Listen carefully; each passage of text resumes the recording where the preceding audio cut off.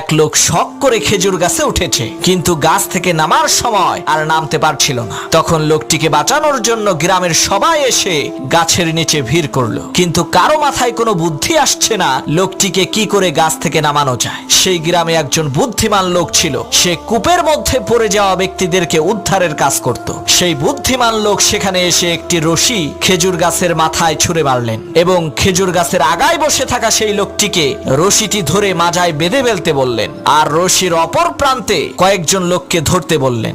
বুদ্ধিমান লোকটির কথা মতো তারা রশিটিকে ধরলেন। হঠাৎ করে সেই বুদ্ধিমান লোক বলল, এখন টান মারো। লোকেরা রশি ধরে টান দিল, সাথে সাথে সেই খেজুর গাছে থাকা লোকটি মাটিতে পড়ে মারা গেল। তখন গ্রামের লোকেরা বলল, আপনি এটা কেমন কাজ করলেন? লোকটা মরে গেল।